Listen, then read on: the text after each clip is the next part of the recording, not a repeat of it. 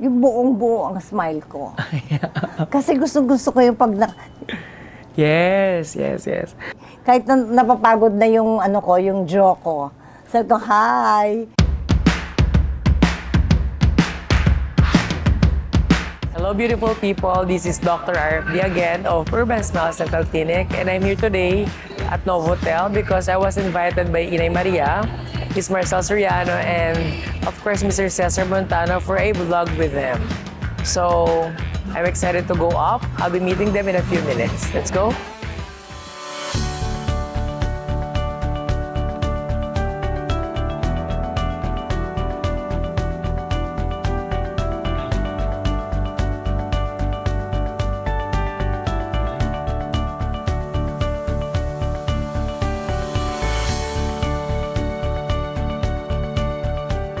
Hi, beautiful people. This is Dr. RFD again of Urban Smiles Dental Clinic.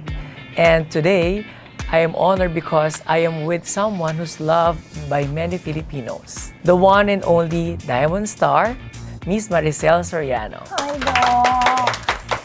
Hello sa inyong lahat. I'm so happy na nagkasama kami sa isang ganito. Bigla ako nagka-talk show.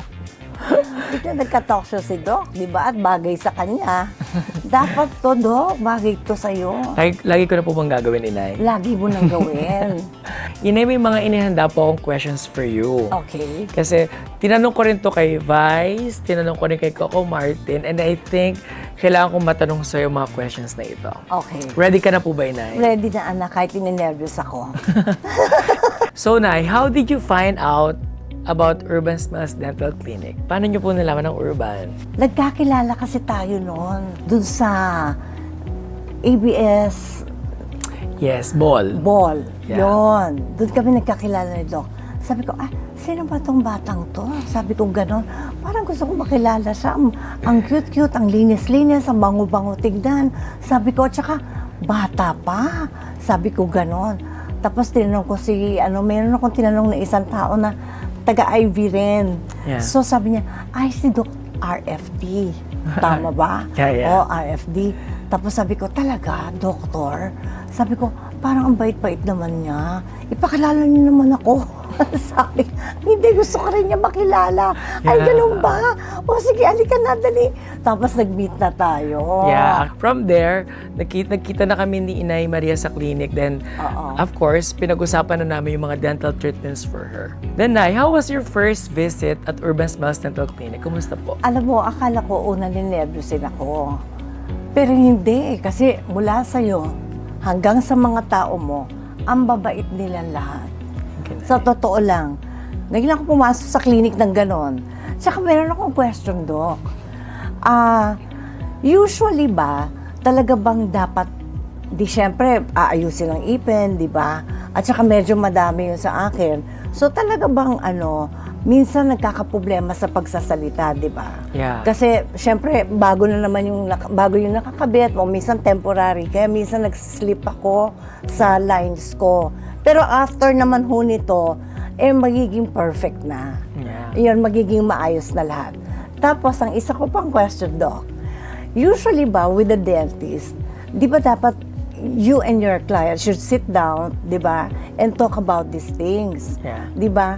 Kasi natuwa ako dahil you sat me down and then sinabi mo sa akin, ito, Mary, kasi ganito na to. Kaya kailangan, madaliin na natin to kasi matatagalan kang magkabit ng temporary. Yeah. Mahihirapan ka, at saka mahirapan ka magsalita.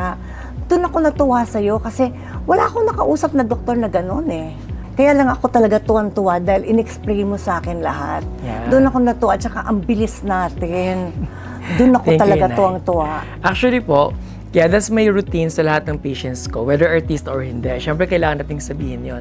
Artista or hindi, lahat ng dentist sa Urban, ang una namin ginagawa, we really have to diagnose the case. Kailangan namin silang kuha ng x-ray, ng CT scan, because we have to check kumusta na kaya yung status ng mga ngipin. So, nung nakita ko si Inay, yung case niya, marami na kaming kailangang i-save na ipin. So, ako kasi hindi ako nag-extract. Hindi kami nag-extract. Hanggat kaya namin i-save, we'll save that. So, ang first treatments ni inay sa clinic talaga, sinisave namin yung mga ngipin. Sinukatan namin siya agad, we took photos and videos, kasi kailangan ko siya magawa agad ng isang magandang temporary. Oo Kasi alam ko na marami siya. Ayokong malimitahan yung gagawin niya. Dapat makagawa pa siya ng linlang. Gumagawa pa tayo ng linlang, no? Pero disclaimer, naka-temporary siya noon. Naka-temporary Hindi pa yun yung final output yung ginawa ko kay inay. So after that, kailangan kong explain sa kanya yung mga expectations niya sa procedure. Importante yon. So yes, inay, talagang ganun kami mag-handle sa urban. All branches, we have a protocol on how to handle the patient. Of course, for more than a decade of having patients like you, talagang medyo ina-improve namin yan each time. Then, inay, it's very important na kailangan ko itanong sa'yo to. Dulay mo sa akin sinasabi para malaman ng audience natin. Sige. What was your first impression with me? I thought you were 16. I thought he was just a baby. Hindi ko talaga inakalain na siya na pala yung dentista. Kasi parang may hinahanap ako sa likod niya. Asan yung dentista? Nung pala siya pala. So nagulat talaga ako dahil sabi ko, but you're so young. Sabi ko, you're so young to be a dentist. Sabi niya, hindi po talaga po ako po yung dentist. Meron kang iba, hindi mo mabasa at first, di ba? Merong mga difficult na ganon. Pero si Doc, wala. Tingnan mo, kahit mag-side view, mabait siyang tao. Mabait talaga siya. Thank you, inay. Hindi niya kasalanan yon. Tapos inay, nakakatawa. Lahat ng scrub suit ko, pinapansin niya yung kulay. Oo, kasi bawat room na papasukin pala ni Doc, nag-iiba ng color ng scrub suit. Nasusundan niya yun. Ganon.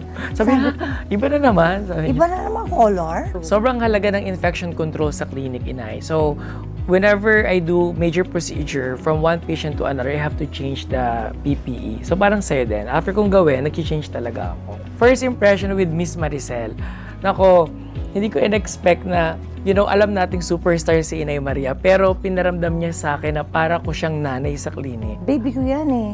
So, nagulat ako kasi, she was so humble, very down to earth, and ang sarap niyang pasyente, kasi lagi siyang tulog. Dinadaan ko sa tulog yung anesthesia. Kaya lagi ko siyang tinatanong, Nay, are you okay? Kasi tulog siya. Like 3 hours siyang tulog.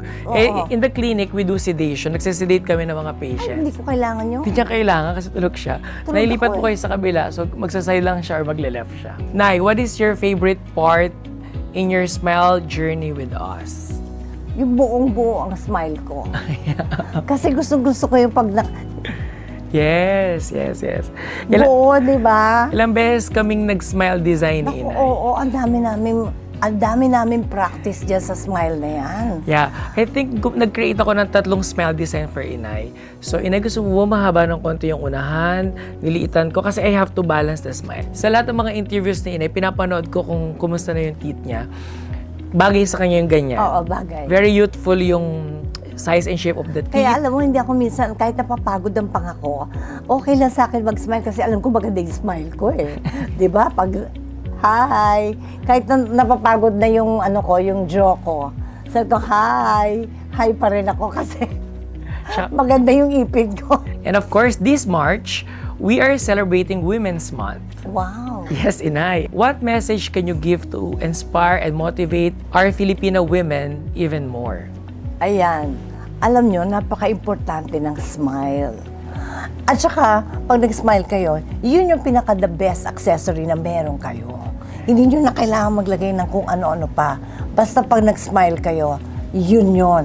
Yun ang pinaka-importante. Yes. Just like your hair, your crowning glory. Yung smell mo rin naman, Inay, mahalaga din yon. Oo. Kaya po ako, pansin ko yun sa mga pasyente ko, they're close to me. We develop this level of closeness and connection. Yung mga patient ko, kahit tapos na kami mag-smile makeover, lagi sila nagsisend ng mga pictures nila nakasmile sa akin. Kasi Yes. ibig sabihin, ikaw lang talaga ang nakagawa ng maganda nilang smile. Ako din, yun din ang tinithank you ko sa'yo. Kasi, wow, ngayon ako naging komportable mag-smile ah. Walang iniipit, Yeah. walang tinatago. Thank you Yun. so much, Inay. Thank you, Doc. Ako dapat na mag-thank you sa inyo.